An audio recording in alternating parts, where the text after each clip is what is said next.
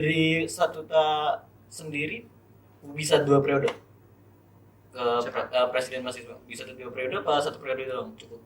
Dari gua ini sebuah bentuk filosofi bagaimana kemudian kampus harus mendengar mahasiswanya. Iya. Ini sebetulnya bukan hanya pajangan biar ini aja refleks aja. Oh dia harus mendengar dia mendengar gitu. Dari pimpinan, Iya. dari semua kabir dan segala macam harus lihat bahwa Betul.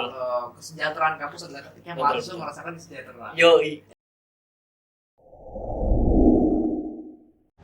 Selamat datang di Dengar, Dewan Mendengar. Mari bercerita mengungkap fakta. Oke, selamat datang di Dengar, Dewan Mendengar. Mari bercerita mengungkap fakta. Kasih, ya kan? Ngeri sih. Nah, kali ini dari Dengar sendiri narasumbernya wah spesial banget nih. Nomor 1 di trilogi. Tapi mahasiswanya. Oh, keren. Itu bagian serunya. Oh, sorry. Lagi ganti ya? Belum. Belum. Kita tunggu aja sih. Oh, iya. Iya, tunggu aja sih. Lanjut. Kalau mahasiswanya kan Oke, sebelumnya pasti ada yang kenal ada yang enggak sih. Cuman alangkah baiknya ya kan, tak kenal maka tak dibodohin. Kalau udah kenal pasti dibodohin sih. Sekarang dipinterin lah. Iya. Aduh. Jadi gimana? Oke, sebelumnya kenalan dulu lah dari Pres Adli. Asik, sebetulnya gue pres banget nih. Oke, nama gua Adli, kebetulan juga dari program studi agribisnis tahun 2019. Ya, alhamdulillah. Saya periode ini diamanahin sama teman-teman menjadi ketua Universitas Astrologi. Periodenya Periode 2022-2023. 2023. Oke. Itu yang sah. Yang sah. Ya, Ada istilahnya bro. Oh iya. Itu sah ya. Berarti ada yang nggak sah nih. Aduh, itu sahnya ada sih. Yang penting tanda tangan sama rektor. Gitu. Rektor lagi udah. Benar, harus ada rektor. Tapi ini kan melangkah jauh lah itu ketika ada jabatan menjadi presma ya kan. Sebelumnya kita tarik ulur lah latar belakang dari Mas Adli, Mas atau Pres Adli, sekolah SMA-nya tuh di mana, kenapa dan sampai kenapa nih berkecimpung tiba-tiba ke trilogi gitu. Oke, sebenarnya kalau gua tuh dulu bahkan ya bukan SMA bro. Oh, Bukan SMA. bukan SMA Gua tuh waktu itu nggak mampu pakai C. pelajaran itu apa? Pakai C. Pakai C. Oh, bukan. Itu Mungkin ada legal ya? legal. Oh, legal. Nah, gue tuh berasal dari SMK dulu. Oke. Kebetulan juga jurusannya administrasi perkantoran. Tapi dulu waktu gue mau lulus, berubah jadi OTKP.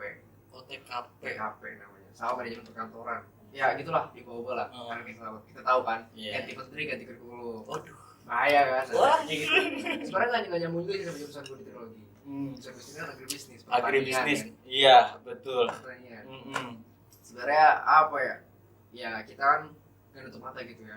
Tiap kita lulus, tiap kita mau kuliah, pasti kita mau namanya cari yang negeri. Tapi gue beda. Gue tuh waktu itu emang nggak menargetkan untuk negeri, tapi gue pengen kuliah sambil kerja. Oke, tapi dapat kuota gak dari sekolah untuk SNMPTN? Dapat kuota. Tapi nggak Jajal. melanjutkan. Oh, nggak dilanjutin. Melanjutkan. Karena emang pilihan gue gitu pengen kuliah sambil kerja. Dan yang ideal untuk saat seperti itu pilihannya di swasta. Saat itu. Pasti ada pilihan dong swasta. Ada. Waktu itu udah daftar malah. Oke. Udah daftar juga di Unisma Bekasi. Oke. Unisma Bekasi, terus di UIJ, Iya. di Hutan Kayu. Oke. Tapi akhirnya nggak cocok karena saat itu kerjaan belum dapet, terus juga belum dapet kepastian gue bisa bayar kos dan bayar pembelajaran kuliah lah. Kuliah UKT. Akhirnya coba yaudahlah, pusing nggak mau kuliah, akhirnya yaudah gue pengen kerja aja gitu.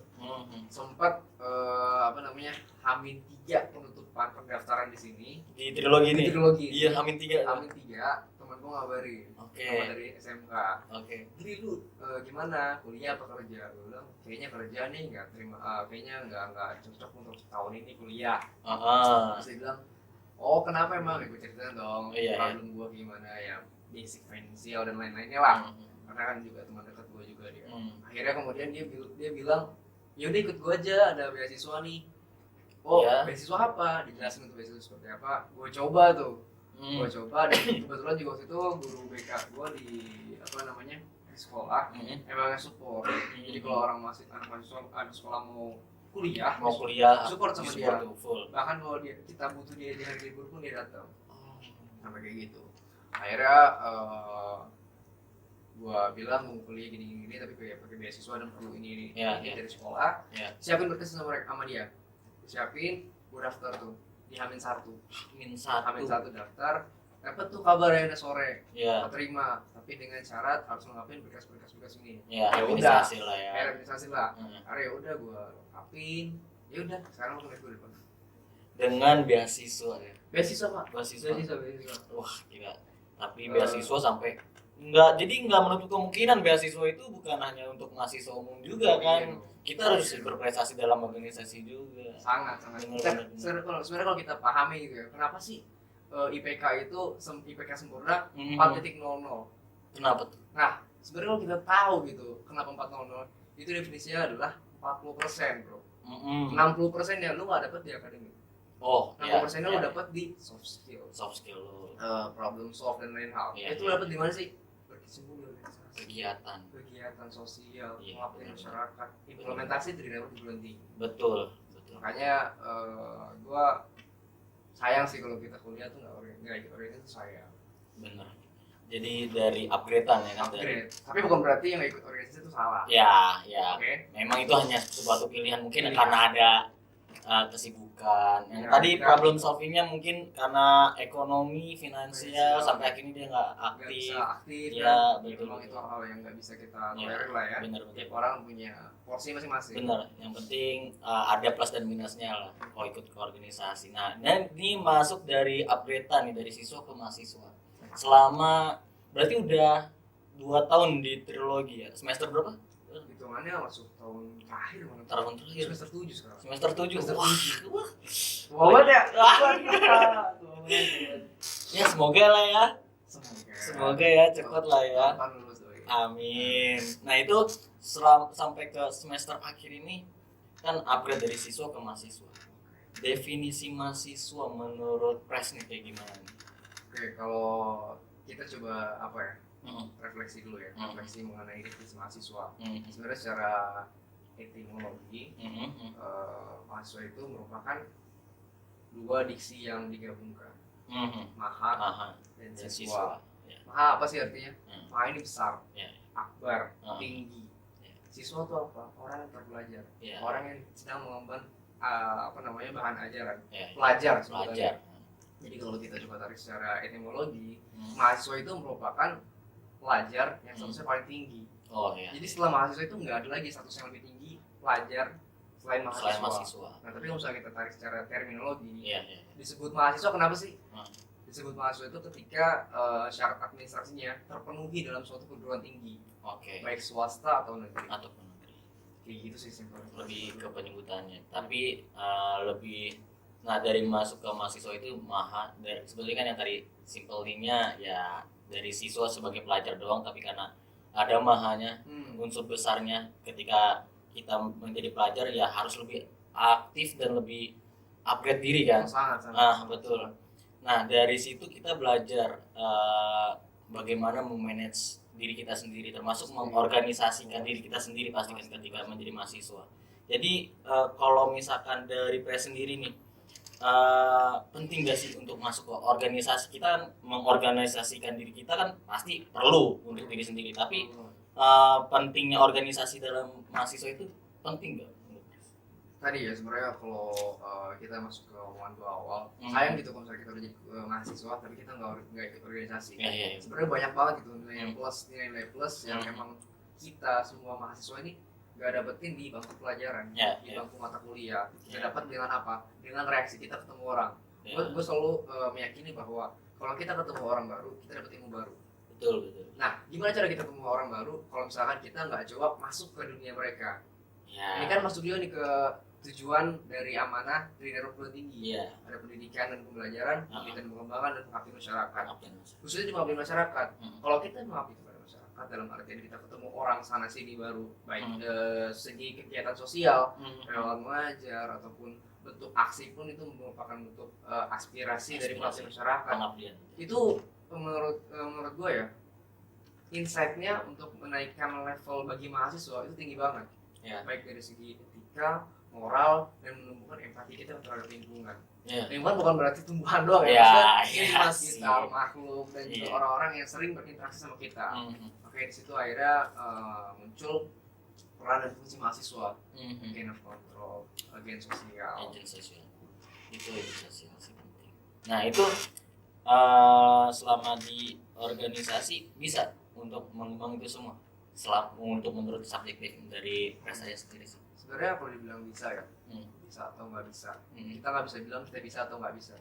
Tapi dengan kita menceburkan diri terlebih dahulu, orang ini kan terbentur belum terbentuk. Ya. Dalam artian ada proses tempaan, ada proses pencerdasan yang akan kita lalui untuk kemudian kita bisa merespon hal-hal baru.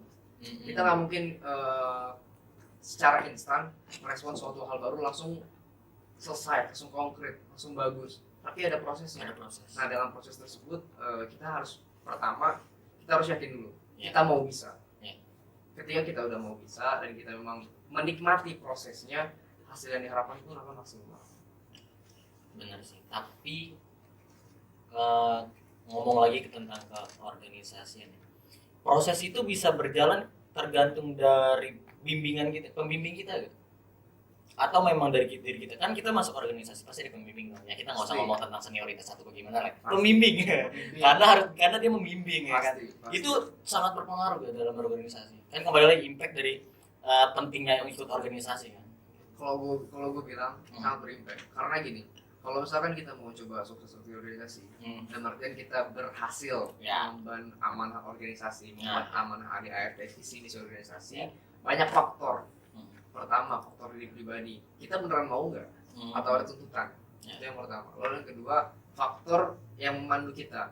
Orang-orang yang memandu kita di organisasi, mereka memandunya apa?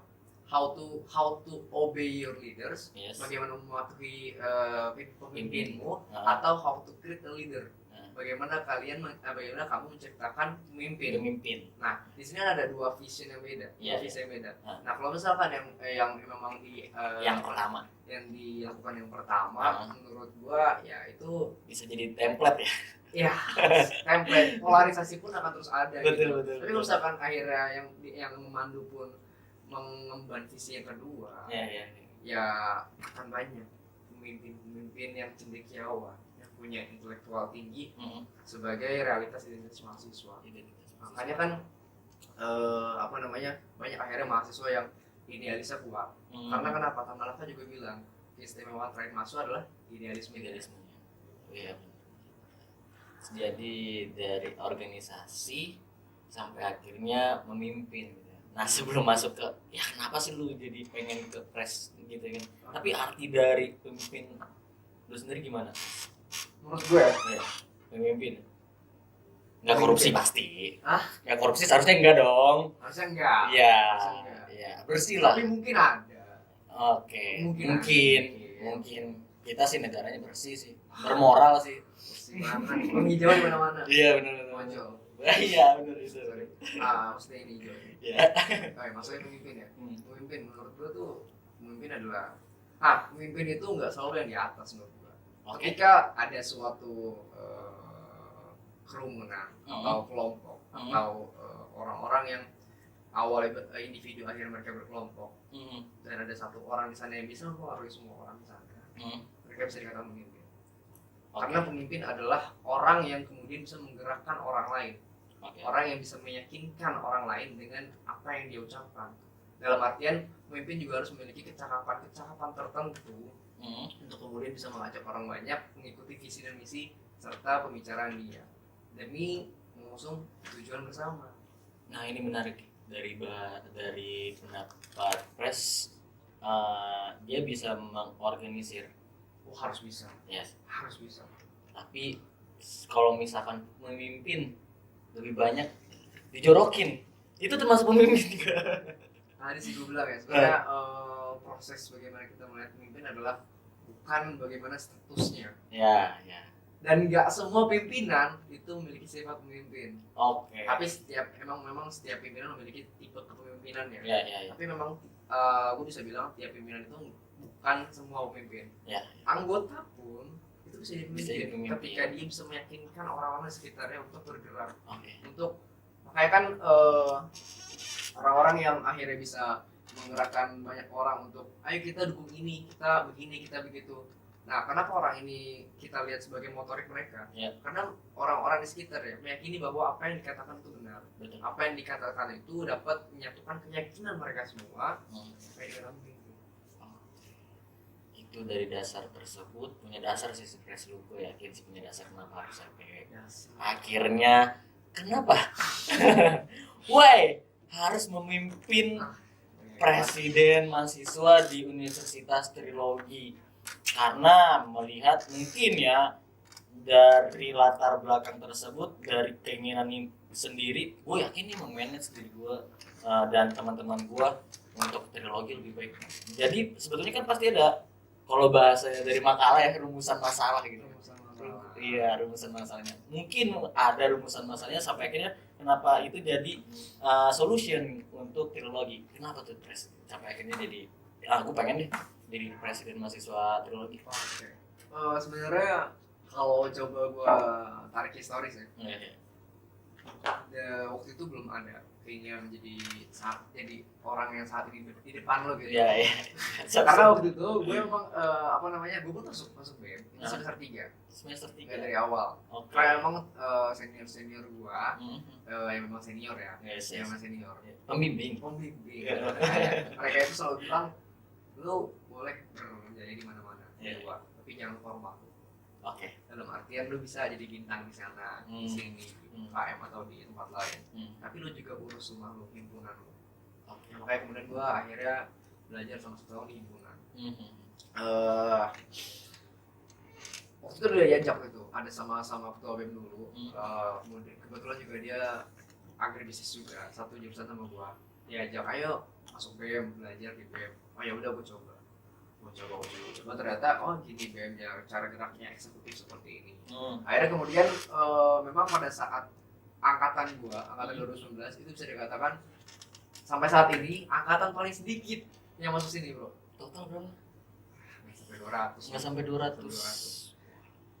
Dikit SDM-nya, dikit peminatnya di organisasi. Sampai pada saat gua di semester 5 pun itu di Badan Eksekutif Mahasiswa strukturnya itu angkatan 19 cuma 4 orang. Wow, Cuma 4 orang. Hitung jari. Cuma Sampai ke kaki dari gitu.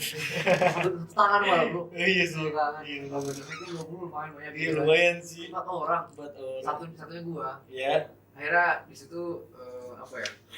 Ya kan akhirnya yang demis di sebelum gua tuh bingung juga kan. Iya. Ini gimana? Cuma dikit. Terus juga belum kelihatan pada mau. Dan gua pun pada saat itu udah memang ingin coba berkontestasi di himpunan. Pengen coba jadi ketua himpunan. Akhirnya ngelihat realitas yang ada dengan banyak juga tuntutan dari senior di BEM, pembimbing di BEM, sampai akhirnya juga pada saat itu ada KPRM nih, ada Komisi Pemilihan Raya Mahasiswa untuk memilih ketua BEM itu nggak ada yang daftar, sampai mundur, itu cuma 2 akhirnya. Aduh. Lagi seru-seru lagi. Minum dulu lah, minum. Aduh, lagi seru-seru. Aduh. Itu minum dulu lah. Sebenarnya emang gitu bro, makanya kan kenapa Tuhan paling sempurna. Iya. Ya karena kita makhluk Makhluk nggak sempurna. nggak ada yang sempurna Kita aja sih. makhluk nggak sempurna. Udah disiapin. Apalagi alat yang kita operasikan. Iya. Apa sih? Wajar aja. Bro. Wajar sih. Jadi kayaknya kemungkinan kameranya lebih wide ya. Wah, mungkin. Iya. Kita sih nggak tahu ya, kita duduk doang ya. Ya aman lah, bro, aman lah ya. Tadi tuh apa itu? Kalau tadi Karena kita terus seru sih. Oh ini apa kepercayaan? Kepercayaan. Lebih kayak kombinasi dari struktur sebelumnya. ya sama sih, maksudnya tadi gue bilang kan ada teman-teman yang waktu itu sama gue di staff magang. Itu juga sama, beberapa ada yang sekarang juga Tapi balik lagi memang jumlahnya nggak berubah. Iya, Empat iya. orang itu yang salah Iya, gua. Tapi ya gua respect gitu sama teman-teman angkatan 20 yang sadar juga Iya. kalau jadi tiap organisasi kalau nggak ada mereka itu mati bro. Iyalah, regenerasi. Regenerasi itu sangat perlu, makanya kayak di beberapa himpunan, di beberapa UKM itu ada yang pemimpinnya itu udah angkatan 20 yang seharusnya itu kan harusnya bangkunya angkatan 19 kan. Iya. Saya bilang lagi mungkin banyak gitu dari teman angkatan 19 yang bukan nggak sadar tapi mereka kurang sadar mengenai pentingnya berorganisasi. Tapi ya udah, kita balik di awal, mereka punya pilihan, mereka punya beberapa plot atau porsi masing-masing. Kita nggak bisa mengiyakan atau mentidakkan. Dan itu tidak bisa bilang benar atau salah. Nggak ada kebenaran yang mutlak dan nggak ada kesalahan yang absolut. Bener sih. Jadi makanya kalau misalnya ada orang yang batu, kemungkinan dia merasa diri dia di atas manusia. Ya, betul. Iya kan. Kalau kita tahu batu tuh di bawah ya. Iya. Aduh. Kenapa harus ke atas gitu ya kan? Oh iya betul. Tinggi Everest batunya. Memang kalau yang paling atas susah ya. Kayak misalkan Ya, jangan deh. Tapi kalau misalkan mengenai tentang tantangan selama ngejabat jadi ini universal ya. Mungkin bukan hanya tentang strukturalnya aja, tapi bisa jadi ke mahasiswa umumnya mungkin, atau gimana tantangan? Atau kita saling kerjasamanya? Kalau bahas tantangan kita nggak mungkin punya tantangan kalau kita nggak pahami beban apa yang kita tanggung. Ya, kembali lagi dari latar belakang kenapa harus kita Iya. Jadi ketika memang gua lihat diri gue sebagai ketua BEM gitu, kayak coba menjalankan organisasi gitu, karena beban moral di kepala gua. Kenapa? Gimana nih caranya supaya di organisasi digerak? Gerak dalam artian aktif di tiap bidangnya, tidak terkendala dana, tidak terkendala izin, tidak terkendala mobilitas. Itu perlu dipikirkan. Itu menjadi beban moral di diri gue, dan itu juga menjadi dasar tantangan yang gue hadapi sampai saat ini. Bagaimana mensejahterakan mereka, bagaimana gue tidak bisa, gue tidak bilang tidak ketika mereka punya inovasi. Ya. Tapi gue bilang gue usahakan. Ya.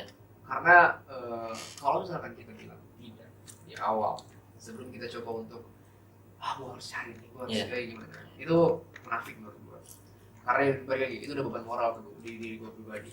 Nah, selain itu tantangannya adalah gimana nih caranya kita udah BEM nih, udah sah, udah jalan. Gimana cara mempertahankan anggotanya, mempertahankan mood anggota. Kita berbicara bukan 10 orang, 30, 40, bahkan sekarang 54 orang dari keanggotaan BEM. Itu di luar staff, itu di luar staff muda, di luar maba gitu. Nah, banyak gitu akhirnya mereka yang mut-mutan, mereka yang sedang tinggi, apa bahasa imannya tinggi, itu turun kendor gitu. Banyak banget. Mungkin karena ada beberapa faktor ya yang dibuat dia ini. Banyak sih kayak faktornya, mungkin ketika dia lagi ini mungkin ya, lagi moodnya lagi naik kegiatan, terus ada yang dibuat mungkin entah kebijakan. Nah, biasanya kayak gitu tuh naik turunnya karena pertama faktor pribadi mereka. Ya baik finansial, baik kondisi tubuh mereka yang ada mungkin, mohon maaf, yang sering sakit. Terus juga selain itu mungkin ada yang lagi covid atau yang sedang mengidolakan perasaan mereka. Vaksin ya. Lagi sakit hati ya. Biasa. Namanya manusia kan. Iya benar. Masing-masing. Nah, itu mungkin dari segi pribadi. Mungkin kalau dari segi sekitar kayak misalkan mereka orangnya introvert. Akhirnya nggak bisa percaya diri di wadahnya, maupun kalau misalkan nggak ada teman-teman yang mereka dekat. Gitu sih. Nah itu akhirnya gimana caranya gue coba ngajak mereka lagi menyadarkan, ngasih solusi juga. Walaupun kalau gue ngasih solusi cuma hanya sekedar saran, itu pun jadi kayak anjing kok gue kayak gini banget gitu. Gue harus itu masih jalan ke mereka, bukan ngasih saran. Bukan hanya saran. Gitu sih. Solusinya juga. Itu sih tantangan terberat sih. Tapi kalau misalkan ke mahasiswanya sendiri, mahasiswa umum ya? Iya. Sangat sih tantangan karena menumbuhkan ekosistem mereka yang suka berdiskusi itu sulit. Karena kenapa? Kita balik lagi, kita lihat setahun, 2 tahun, 3 tahun ke belakang, itu tabiat mahasiswa di trilogi khususnya, mereka hanya berkecimpung di nongkrong. Bukan berarti tongkrongan itu tidak baik. Itu sangat baik. Itu sangat baik untuk apa namanya melegalkan atau mungkin dari tongkrongan itu ada referensi. Interaksi sosial ada. Interaksi sosial. Tapi balik lagi kalau misalnya kita coba lihat definisi mahasiswa yang bukan hanya pelajar, mereka sedikit demi sedikit harus kita sadarkan bahwa nggak elok kalau kita mahasiswa nggak diskusi. Dan bukan mahasiswa kalau kita nggak suka diskusi. Dan kadang-kadang permasalahan banyak orang yang nggak mau berdiskusi adalah mereka takut salah. Mereka takut buat ngomong. Gue belum kenal.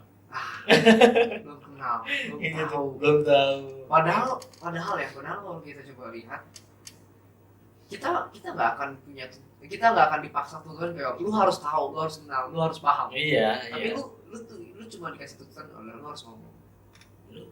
Ngobrol dulu deh bentar ngobrol dulu. Nggak usah yang berat-berat. Yaudah gue ikut ngelur lah. Ngelur aja.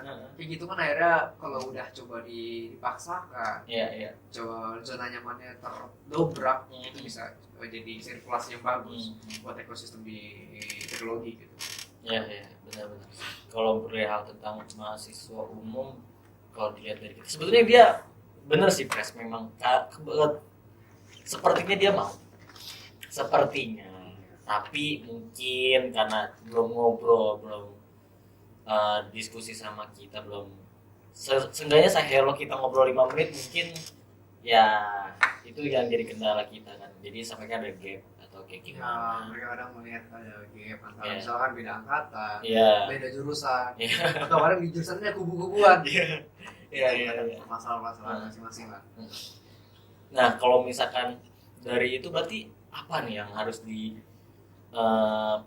pertahanin dan apa yang harus diubah dari culture-nya dari teknologi? Paling pertama-tama tuh kalau kita harus coba ubah.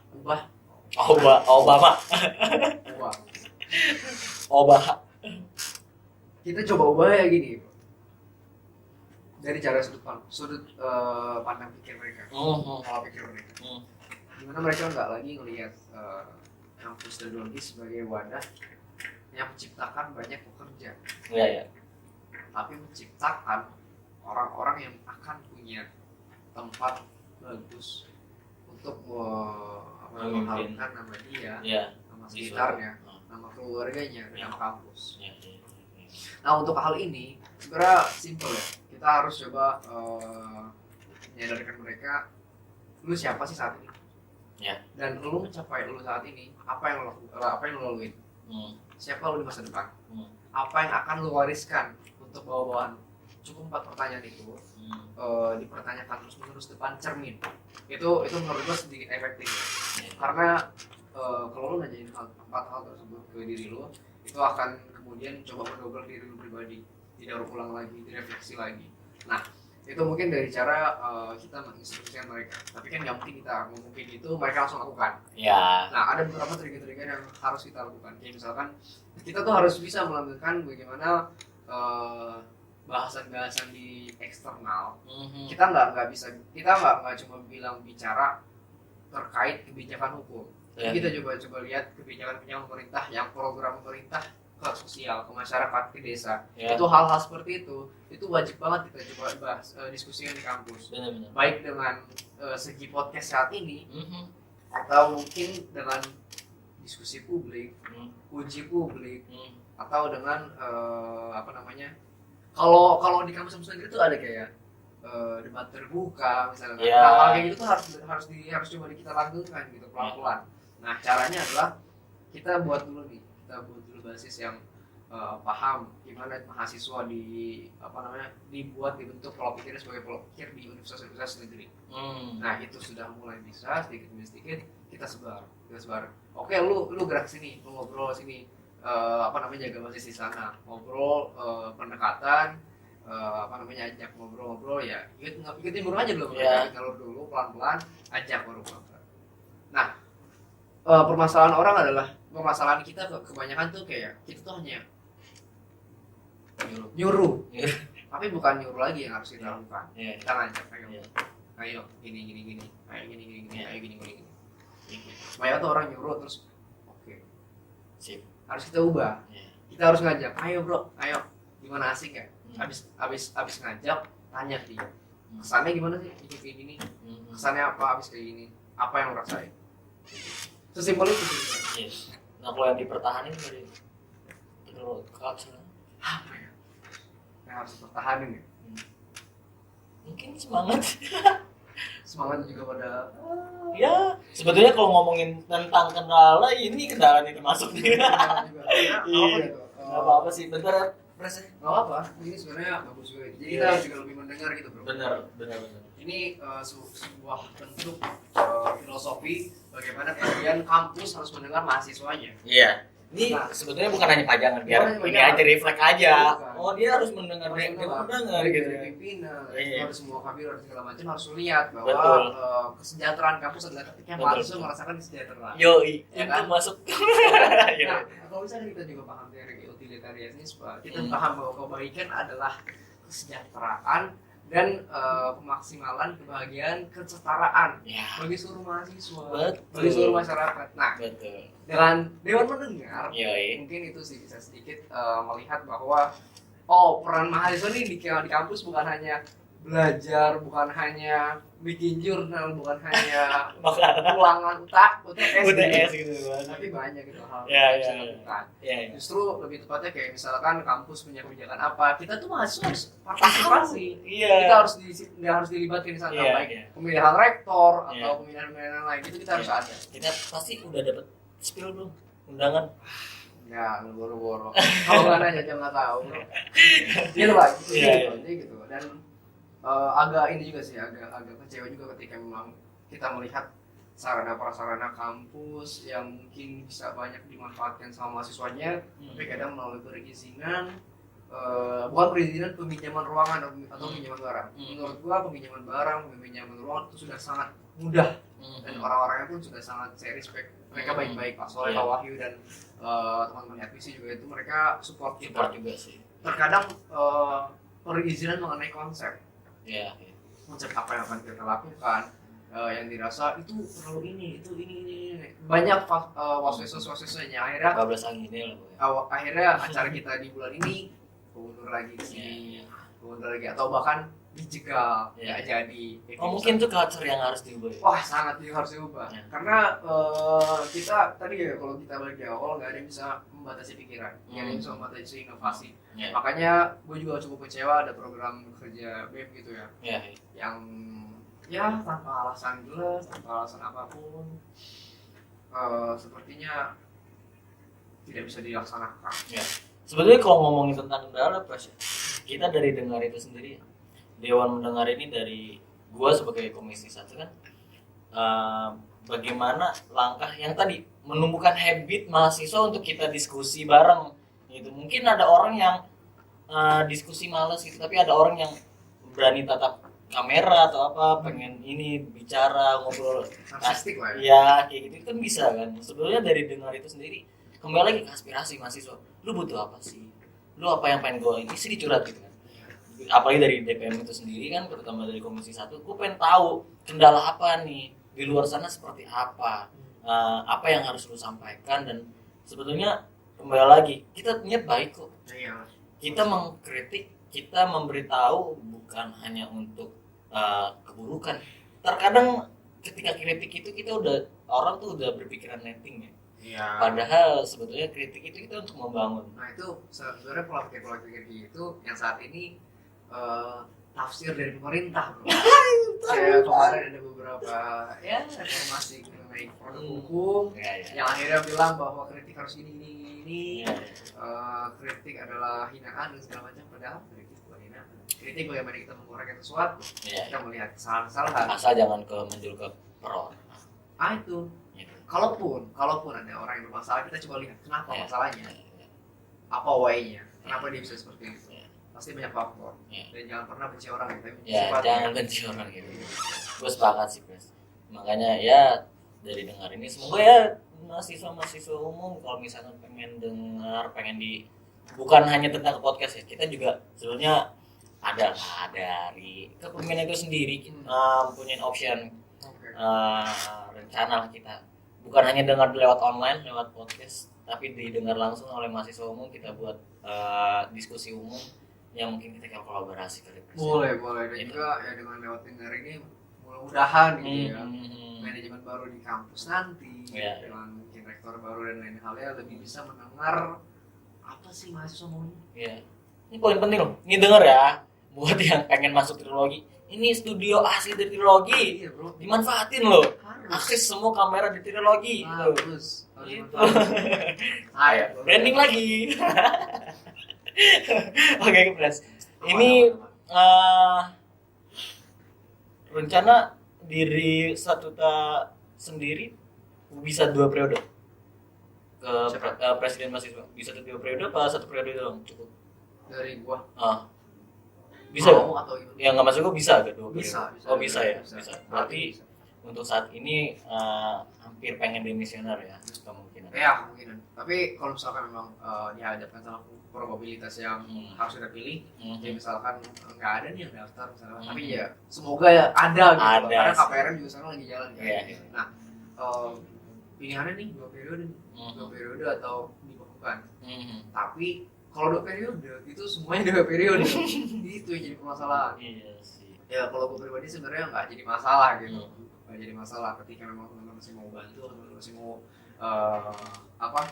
bantu bahu-bahu, ya gue nggak jadi masalah. Cuman yang jadi masalah ketika nanti KPRM udah jalan tapi nggak ada yang daftar, jadi mungkin kesempatan angkatan 20 nih. Ya, angkatan 20, Nah, angkatan 20. gue harap sih ada lah yang Bisa sih, ada. Harus ada sih. Ada sih. Nah, kalau ngomongin tentang itu berarti harapannya Pres untuk presiden mahasiswa yang kedepannya ya sebetulnya kalau perihal tentang proker atau visi dan misi dia itu kan hak individualis ya. Tapi apa sih yang lo harapin kayak gitu?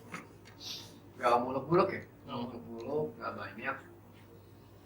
Ya lu pertama sebagai Wapres atau ketua atau wakil ketua BEM harus melihat diri lu sebagai pelayan. Why?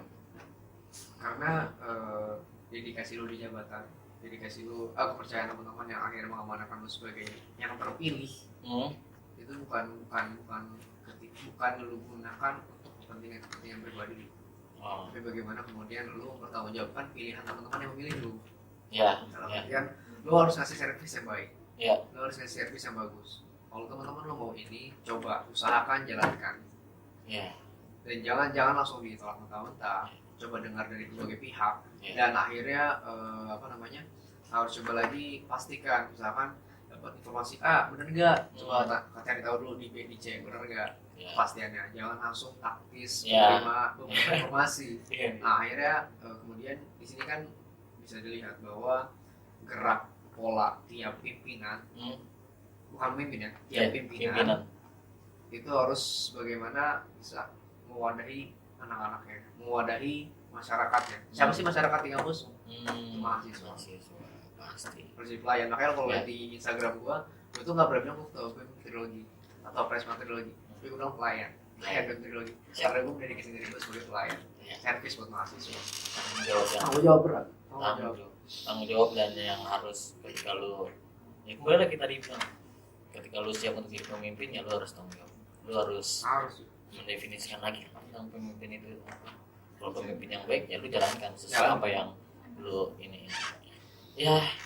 Tapi bukan cuma dijalankan. Kalau lu lihat salah, katakan salah. Walaupun itu sudah dari yang jauh senior kita salah. Berani ngomong. Harus berani melihat yang benar, harus berani mengatakan kata-kata senior yang salah, harus bisa berani mengubah apa yang dibawa dari senior dulu yang salah. Ya, benar. Bukan salah ya, tapi lebih kayak kurang ideal di saat ini. Karena kan setiap ini kan berbeda-beda ya. Kita harus adaptif. Iya, betul. Terakhir Pres, ini kita lebih bentar lagi kan nih dari DPM itu sendiri, dari DPM udah berjibaku perihal tentang KPRM itu sendiri. Mungkin pandangan pres promosi KPRM teman-teman harus lebih kembali biar aktif. Oh iya sih. Ya kemungkinan kita kan udah ini ya, udah masuk ke fase yang kita bisa belajar di kampus ini ada sistem online offline. Iya. Sebenarnya harapannya adalah bagaimana nanti KPRM bisa dibuat full offline menurut gue pada satu pilihan. Kenapa? Karena tadi gue bilang sebuah alur pesta demokrasi kontestasi di kampus tidak akan terasa kalau hanya dinikmati secara virtual. Yeah. Tapi kita juga harus melihat calon-calon pemimpin kita itu seperti apa orangnya. Yeah. Baik dari gestur tubuhnya, gerak badannya, dari pola matanya, pola pikirnya, maupun intelektualnya. Itu perlu dijadikan tolak ukur untuk kita kemudian pilih iya atau yang lain, kayak gitu. Nah harapannya juga buat teman-teman angkatan 20 gitu, menyiapkan atau mempersiapkan diri gitu untuk KPRM.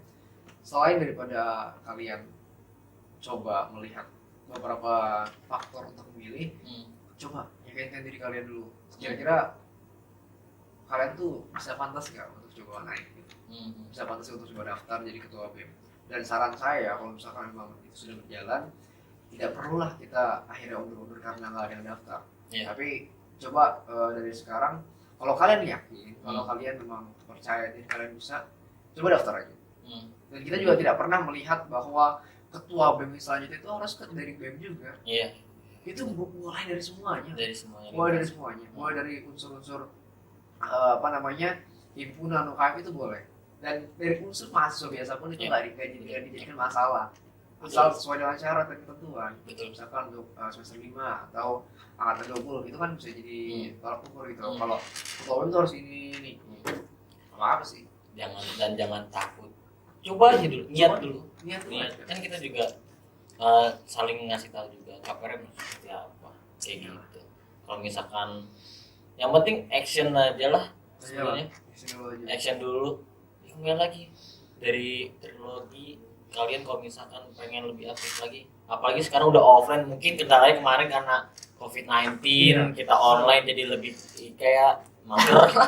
Tapi kan kalau udah offline semua ya ketika lu dari kampus ya kali nggak ada aktivitas kita kan yang penting ikut lo aktivitasnya KPRM. Terus kalau misalkan yang pengen nyalonin ya udah jangan di KPRM-nya ya di calonnya gitu kan. Itu bisa lebih pesta demokrasi pasti lebih enak sih dari kita. Ya pres, thank you banget waktunya, thank you. Kita deh maaf. Kita juga lah. Kasih air, ada tumbuhan juga. Kan gua agribisnis. Kan diminum pres kopinya pres. Ini penutup.